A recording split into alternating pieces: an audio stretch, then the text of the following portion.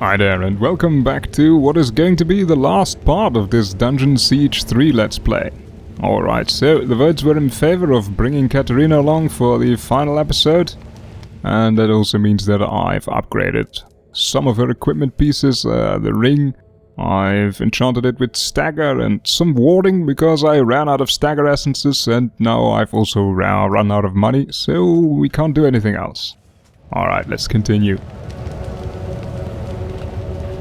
So, one way or another, this is the end of our road. Shall we go? Stay here, Martin.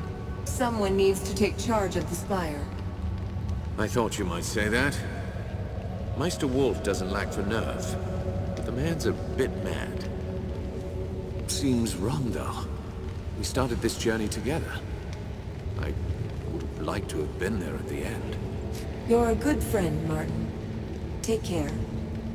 Remember, out of all the survivors of the Legion, the Radiant Youth chose you.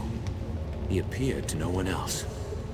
I think he chose well, and I'd follow you down any road. Goodbye, my friend.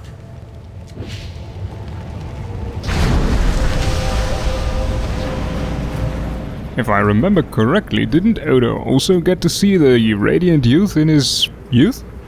Oh well. Let's skip ahead, because this traveling through the causeways isn't all that interesting.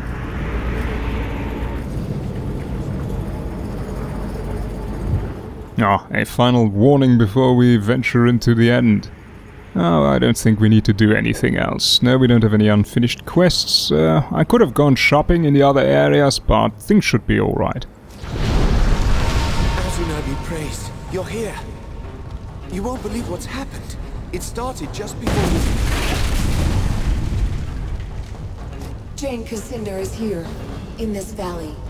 She thinks she can speak to her mother's gods and call the Archons back to life. Well, whatever she's done, you better look outside. Something terrible is happening. It's like the sky's been set afire. Come with me. I'll show you.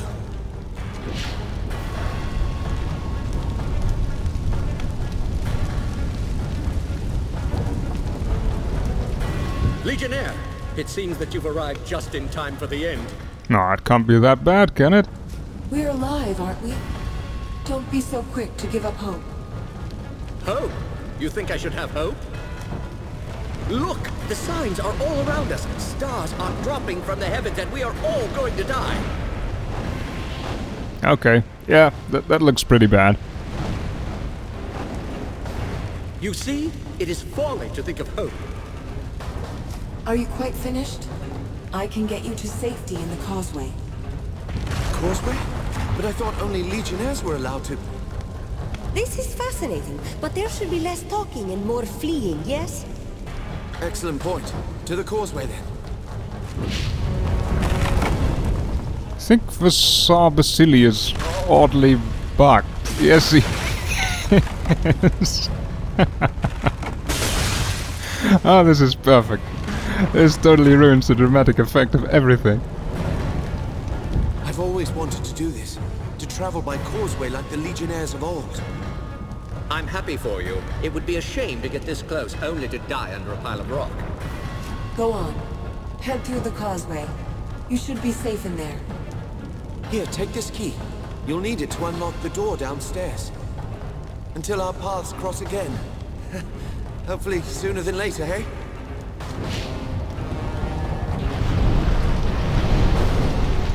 I love the old fool.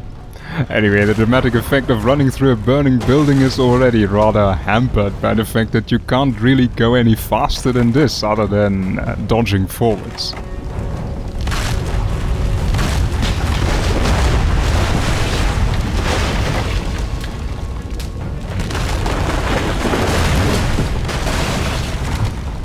Alright, and with that we're stuck. Well, at least stuck with going forwards. If I were smart, I'd find the first causeway back to the Aranoi and forget all about this. But I am with you. Right, the next part's going to be a bit boring, because we are going to have to fight these things, who aren't all that interesting to fight, to be honest.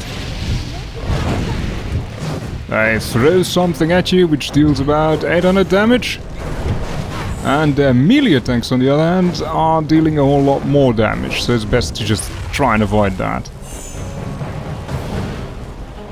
Other than that, they are mostly high damage dealing enemies with little HP.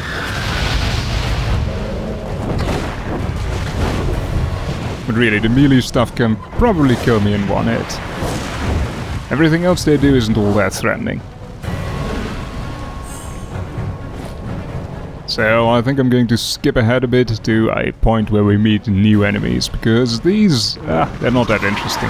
Now, if you go and stand in the spot where they land, it is also highly likely to probably kill me in one hit, I'm not sure. Just avoid doing that.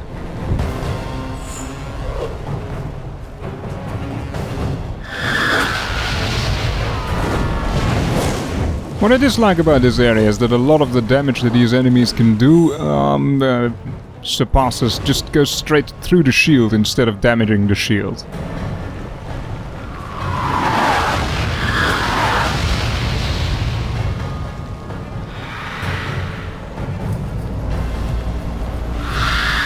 Ah yes, these enemies. I think we already saw a similar enemy back in the DLC. Okay, that seems to be an AoE attack, but fairly easy to dodge that. They probably got something in terms of melee. Oh, that wasn't too bad. Now we're going to be seeing a whole lot more of those. But first, let's talk to, yes, there he is, the Radiant Youth. Jane Cassinder is close. She found her way to the tree at the center of the forest, and she's waiting for you there. I came to warn you. She is not alone. She's called the other Archons back to life. I've already seen them. And another creature too. Not just the Archons and the Devas. Something much worse. It hasn't taken shape. Not yet. So those four-armed demons have a name. No one has seen a Deva since the dawn of the world. They serve the Creator Gods, just as the Archons did. If Archons were couriers and envoys, then Devas were soldiers, the wrathful hand of their gods. Even then, they were said to be terrible, but not as monsters as you see them now. What's happened to the Archons? Why do they look so strange? The power at the heart of this forest has been twisted and ruined. It can only give birth to monsters now. That is Jane's fault, though she doesn't understand what she's done wrong. Jane called something else back to life? Do you know what it is? Nothing I have seen before, but anything is possible here. This forest grew from a seed of the first creation. It's alive with the power of the old Creator Gods. Jane has tapped that power. She has used it wrongly, yes. But it's still the same power that gave birth to the world. Limited only by her mortal mind. But it won't matter. If you strike now, you can still defeat her. Is there anything else you can tell us? If what you say is true, we'll need every advantage we can get. Yes, we would welcome a word of advice, or a fabulous mystical artifact if you prefer. The danger won't come from Jane Cassinder. You have nothing to fear from her. The presence that is taking shape, that is the real threat. Destroy it, and the power in this forest will be broken. Jane's Archons and Devas will return to dust. That's all I know for certain, but I'll be with you again, before the end.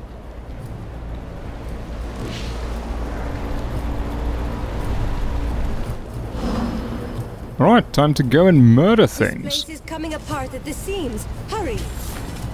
Well, it doesn't seem to be coming apart at the seams that badly, to be honest. Okay, so, for much of the forest we're going to be meeting these and also the other Deva kind of things. Oh, they're already down. Okay. Ah, there's the other one. And those are going to do those attacks and... damn, they hurt pretty badly. Let's try whether I can heal up through vampiric stuff. Yep, works pretty well. I didn't even need to heal there.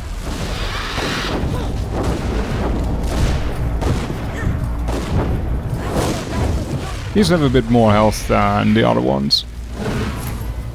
Still, they're not the most interesting enemies to fight, and we'll be fighting a lot of them. So I think I will be skipping ahead. Ah, let's show this fight, let's see how this goes. Let's see, can I... Yep, they go straight through the shield, so the shield isn't the most useful option here. But if I do this, you can pretty much avoid most of the AoE. I wish these enemies were a bit more interesting. If they're set on trying to melee you and then slowly walk towards you, there's pretty much no point to them whatsoever. They don't do that very often though. Yeah, alright, you know what? Let's skip ahead a bit.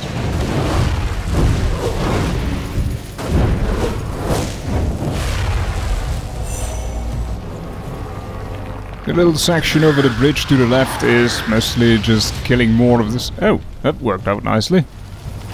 See that the ultimate abilities are still doing their job. Wonderful. Katrina has been dying a fair bit in this area, but so would the other companions have also done. They are just not very good at defending themselves, to be honest. Perhaps Katrina has a bit of a... is a bit worse in the survival department because the AI sucks at blocking as well as timing their blocks. And with Katarina having mostly block for her defense, that doesn't really make it a very good option.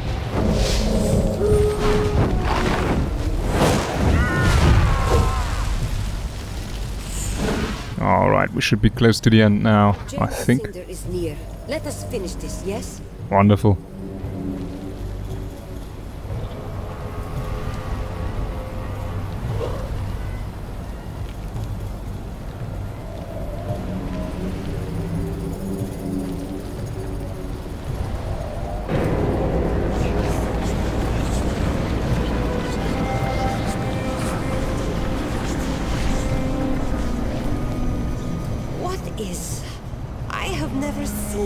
On this scale.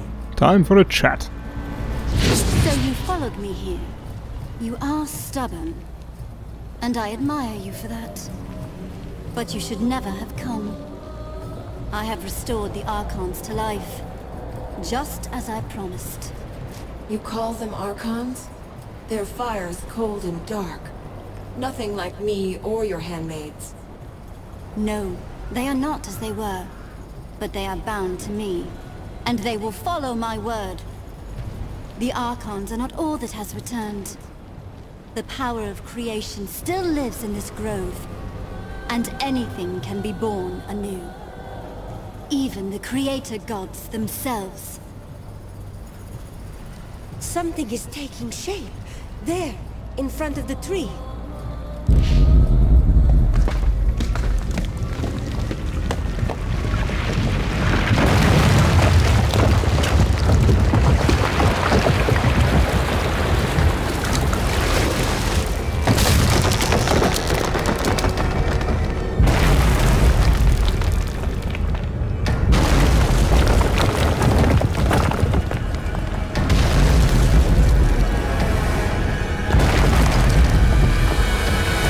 Alright, the end boss. You can't actually skip any of the cutscenes in this part, so having to do the fight over again is a bit of a pain. The first stage we have to destroy that the right hand it is. And in the meantime he's going to spawn these things, which I hope die pretty quickly. I should have died faster than that. And I shouldn't die, really.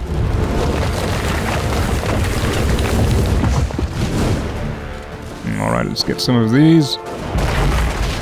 This is one of his 2 attacks that he does from range. If you stay far away, you can actually dodge that attack by just going in front of him, walking towards him. If you are too close to him, he does an entirely different attack that you really can't avoid, and then you die. It's as simple as that. This thing you can dodge, and the other one you can't.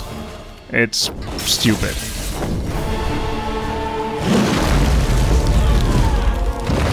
Also, you can't critical him, so the best thing is to use something that just deals a lot of damage, which in this case is the spear attack.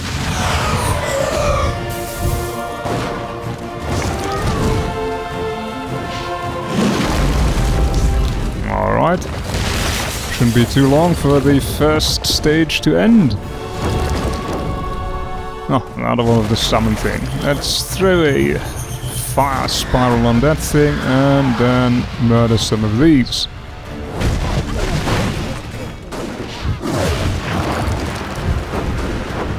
I think these have less health. Oh dear. Didn't expect that. I think these Archons have less health than the Archons we met earlier.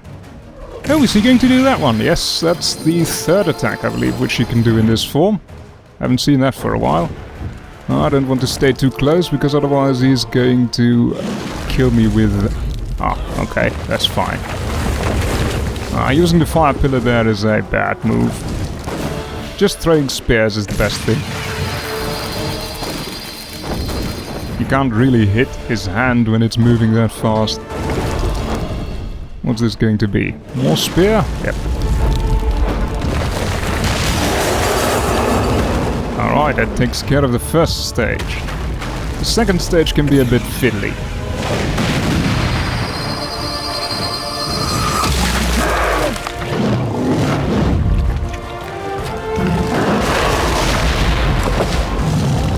I hope I can finish this in one go, because otherwise, if you have to reload, then the dramatic music that accompanies this area won't actually be there. The random buff he does is, as I say, random. It can be pretty annoying. It slows and deals damage in case you stand in it.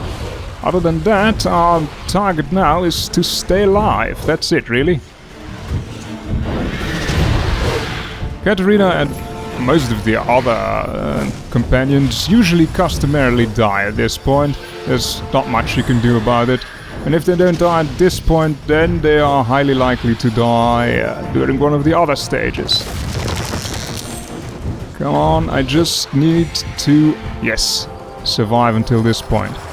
Now he's going to do a huge AoE. And that's it. Usually your companion would die at that point. And then, because he's done so much work, he goes and has a bit of a lie down. At which point we go and do damage. And that's basically it. It's a fun fight if you still have to find out all the mechanics. Otherwise, there's not that much to it. Now we're just going to have to do the same thing a few times over again. Which is a bit more difficult than it seems, because staying alive can be quite tricky.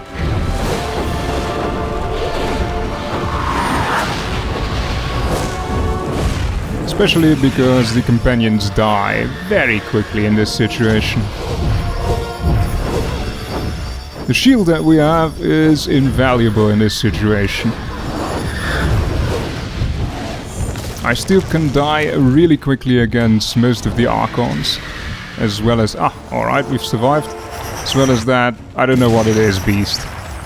Wildebeest thingamajig. Let's get her up again. And deal some damage.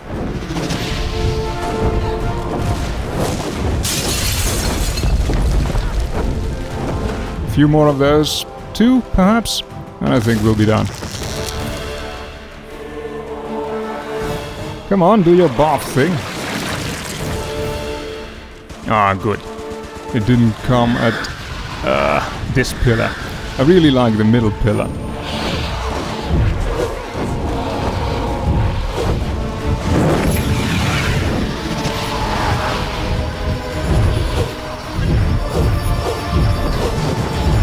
Oh shit, oh shit. It's too much rubbish. Let's just dodge to somewhere else.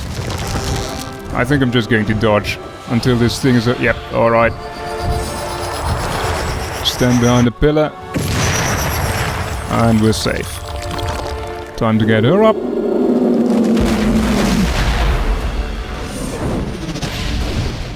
Usually I die a whole lot more during this fight, but I've done it very often by now, really. Okay, should be one more. Come on, do your thing. Ah, bugger. That's really nasty to have all this shit surrounding me.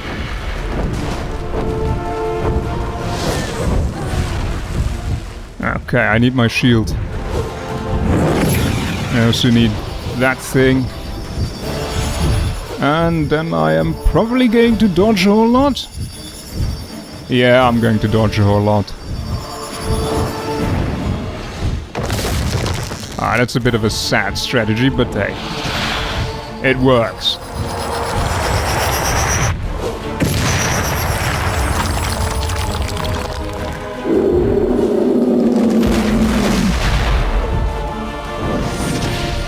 And then put all your fires on him. And that should be it.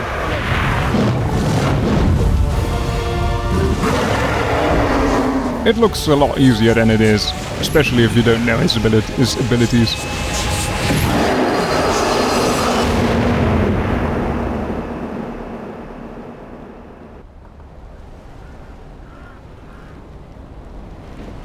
They are gone. The voices of my mother's gods. I cannot hear them anymore. Not even a whisper. They are lost. You will not see them or hear them ever again. You lie, child. Or whatever you truly are behind that innocent face. No, Jane Cassinder. I speak the truth. What remained of your mother's gods has been destroyed.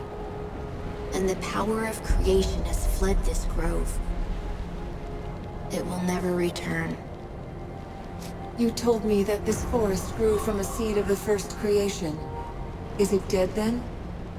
That cannot be.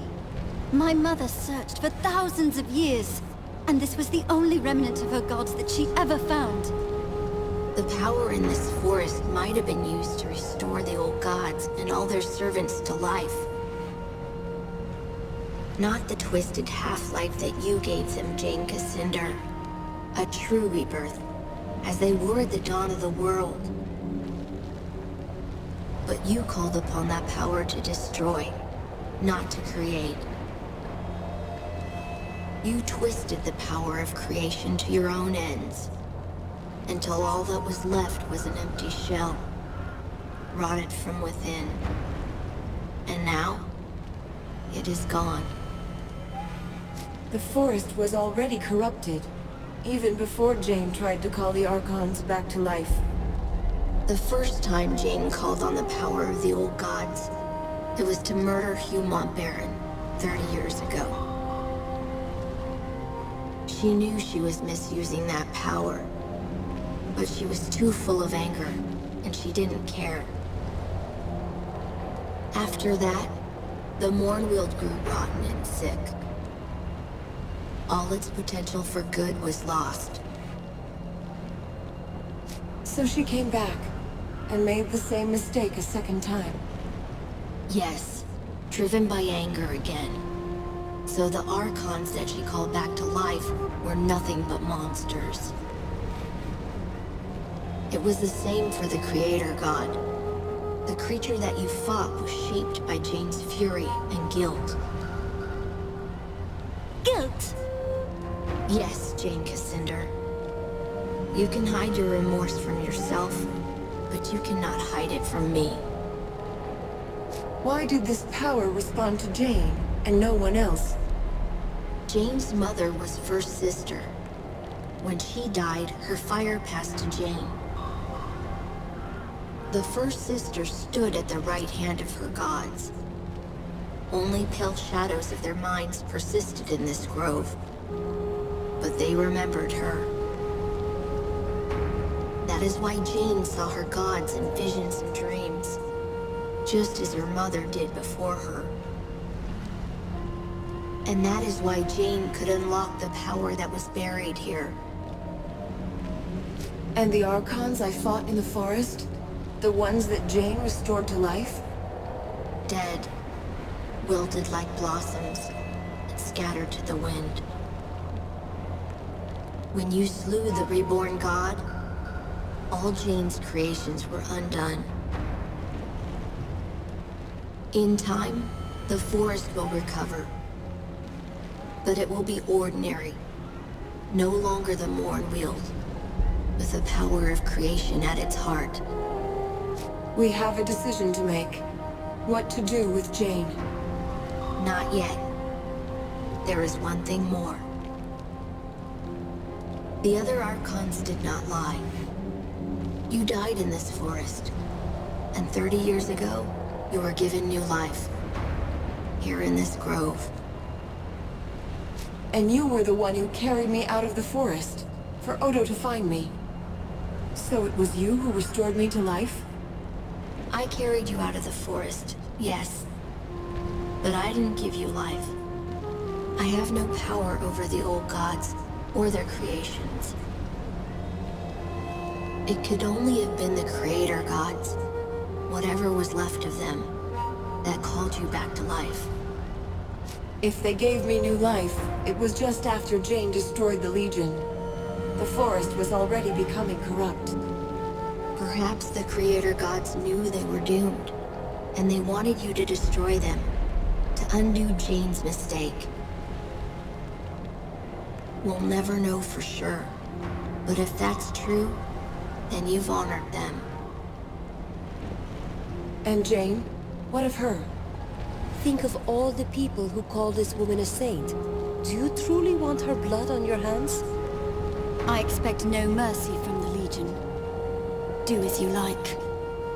Before I pass judgment on you, I want to know why you acted as you did.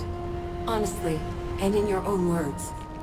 Why did I slaughter so many Legionnaires who had no part in killing my father, the king? I was young, full of anger. My father was dead by the Legion's hand. So I raised an army. I swore to avenge him myself, if I had to carve my way through every chapter house in Ebb. If the other Legionnaires had handed over Mont Baron, I would never have hunted them down. But they were so stubborn, so loyal to their chief. That was wrong of me. I should not have punished the whole Legion for Mont Baron's sin. You're sorry for killing the Legionnaires, but not for killing Mont Baron. No. I would kill him again. He murdered my father. And I don't care what his reasons were. You asked for honesty. There you have it. The Mornweald was sacred to your people, and especially to your mother. Why would you confront the Legion here? Mont Baron lured me to this place. Somehow, he knew what I was. And he knew that this forest was sacred to me. He believed that I would never dare to strike him down. Not in the presence of my mother's gods. He was wrong. You used the power of the Mornweald against him. Mont Baron was so arrogant. So sure that he'd outmaneuvered me. That smug look on his face, with no hint of remorse for what he'd done. That was what doomed him, most of all. I will never understand why the forest allowed him to enter, when so many others were kept out. Unless your gods meant to test you. Perhaps they wanted to know if your devotion to them was stronger than your rage. I never thought of that. If that is true, then I failed them. You've told me why you destroyed the Legion, but why fight a war with the Queen? I will answer your question with one of my own. Do you believe that Rosalind would make a stronger queen than me? My father was a king, my mother a chief among her people and chosen of her gods. I have made mistakes, yes, but I know how to lead. And Rosalind, she has the heart of a lamb. Would you trust the rebuilding of this kingdom to a sheltered little girl? Roslyn is stronger than you think. And stubborn as well. Stubborn? Yes, I suppose she must be, to stand against me for so long. But she is still young and untested. You may think that she is strong, but she has never ruled in her own right. Now you expect her to rebuild a kingdom, with only a few scattered legionnaires to help her. I warn you, that will be an even greater challenge than defeating me. I have no more questions. I've made my decision. And I am ready for your judgment, though I know what it will be. Alright, so we've had a vote beforehand as to what to do, and things went unanimously, no, not unanimously, but largely in favor of sparing her, so let's go with that first. You may not expect any mercy from the Legion, but I won't kill you. Not today. Am I to be your prisoner then? Paraded through the streets in a gilded cage? And the second option was to help her rebuild. You're going to be seeing all the other options as well at the end of this video, probably after the credits, I don't know, we'll see. Atone for all the suffering you've caused. Help us to rebuild the kingdom. You are not the Legion I remember. They were arrogant, and they would never have proposed such a thing. Very well. You have my promise. I will use what influence I have to help you heal this country. Let the war between us end. By those words, Jane Cassinder, you are bound to the Legion now. It's over then. For now, you deserve a rest. But it may be short-lived. We need to build our strength and train more Legionnaires. You will find many willing to join the Legion now. Even a few who might surprise you. And you will need them soon. The country is still divided, and the Legion has many old enemies who yet live. But you've shown yourself to be fair, as well as strong. Whatever happens, the people of Ebb will stand behind you. We should leave this place, no? Our future lies far from here. We part ways then. I will be watching. And one day, I will see you again.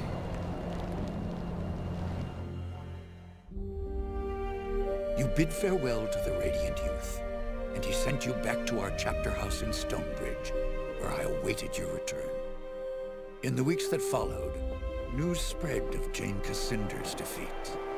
Her army scattered, giving us time to rest and regroup. Martin Guiscard returned safely from the Spire, along with Meister Wolf and the Automaton army. Only a few weeks later, elections were held in Stonebridge. Meister Wolf, who had been so public in his support of the Legion, almost won the office of mayor. But he was defeated in the end. Many people had wanted the dapper old gent to hang. They resented the fact that the Legion had spared his life, and they blamed poor Wolf. After the humiliating events in the Foundry, Meister Castle was forced to resign as Guildmaster of Ironmongers. The Cyclopses negotiated a new contract for higher wages, and with the help of Meister Fiddlewick, formed a new workers' union. For the first time in 100 years, they were permitted to leave the Foundry and spend their newfound wealth in the markets and taverns of Stonebridge. Cyclopses are becoming an increasingly common sight in Stonebridge, and many believe that they will eventually take their place as equal citizens of the town. Archambault du Payen, formerly known as the Dapper Old Gent, proved a valuable addition to the Legion. His knowledge of Legion magic allowed us to retake control of the Sentinels that had long guarded our chapter houses and estates. But the Gent couldn't leave our chapter house without drawing an angry mob. His confinement started to drive him mad. So he returned to his beloved causeways, beneath an endless sky, and he dwells there still. With the reopening of the Heroes Crypt, pilgrims returned to the Rukenval, and merchants followed. The following winter was harsh, just as Lazar Basili feared. But thanks to the trade from the south, the people of Ravensrill stayed warm and fed. When spring came, many more pilgrims arrived, and the town of Ravensrill grew wealthy again. Lazar and his people built a new stone wall around the town and reclaimed their abandoned houses and farmsteads from the forest. It is a happy change of fortune for a long-suffering town. In his last letter to me, Lazar added one other piece of news. Gunderic Manor has a new mistress, a witch called Leona. The manor has become a gathering place for scores of Lescanzi witches, many of whom are apparently quite evil. Lazar reports that the young men of Ravensrill have also begun frequenting the manor, much to the irritation of their mothers and wives. Since the local men will not hear any talk of banishing the witches, it appears that Leona and her people have found a new home, which was perhaps what she intended from the start. Queen Rosalind abandoned Glitternelf, embarking on a tour of all the cities and towns of the West, meeting as many of her subjects as she could. The Queen showed all the energy of youth, and I think she fully expects to reunite the country in a matter of months, not years. Reality may not be so kind as Lord Devonsey has tried to make her understand. In truth, the future of this country depends more upon what we decide. If she doesn't have the Legion behind her, the Queen is only a single voice, well-meaning though she might be. Rajani and her sisters returned to Stonebridge, quietly and carefully disguised. Jane Cassinder's defeat affected them deeply, though not in the way I expected. Their devotion to Jane was replaced by a deep admiration for you. I think they see in you the leader they should have followed all along, and they have lately expressed a desire to join our ranks. I maintain my suspicion of any Archon who once followed Jane, but I believe that redemption is not impossible, even for them. Jane Cassinder was as good as her word, though I had my doubts at first. She returned to the cities and towns of the East and urged the people to end their war with the Legion and the Crown. Jane's repentance was heartfelt, and many were swayed by her words. But others have not been so compliant. The Church Synod in Bisselberg, who once called Jane a saint, have declared her apostate and threatened her life. Though Jane refuses bodyguards of any kind, Queen Rosalind fears for her life. And if anything befalls her, our gains in the East may yet be lost. As for the Legion, the rest of our story is yet to be told. We have a nation to reforge, a fellowship to rebuild, and old enemies who would see us destroyed. And we have questions to decide. Who will assume true power in Ebb if the nation is restored? And who will take the mantle of Grand Master? But these matters I leave for another chronicle, and another time. Whatever happens, know that you will not face the future alone. The Legion will stand by you, always.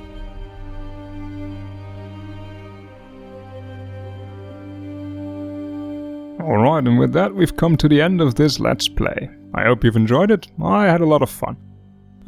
Before we end, there are a few more alternative endings that I want to show you, and there is also one other thing which I've been working on for a while, which is somewhere else in a separate video.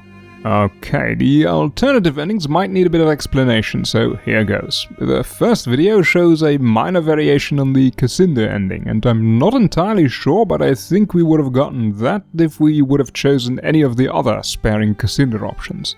The second video shows what would have happened if we had killed Rajani and would have, in the end, fought Soraya, the other Archon we've been talking to, and hadn't killed her instead. And the remaining 3 videos contain alternative Cassinder endings: exile, trial, and handing her to the Queen. Sadly, I don't think there are actually any ending videos for killing her. Alright, that's it for now. Enjoy, and perhaps we'll meet again in a different Let's Play. As for Devonsey himself, I think the man was impressed by your decision to spare Jane Cassinder, as the Queen had asked. When he last visited Stonebridge, he spent a great deal of time in our chapter house.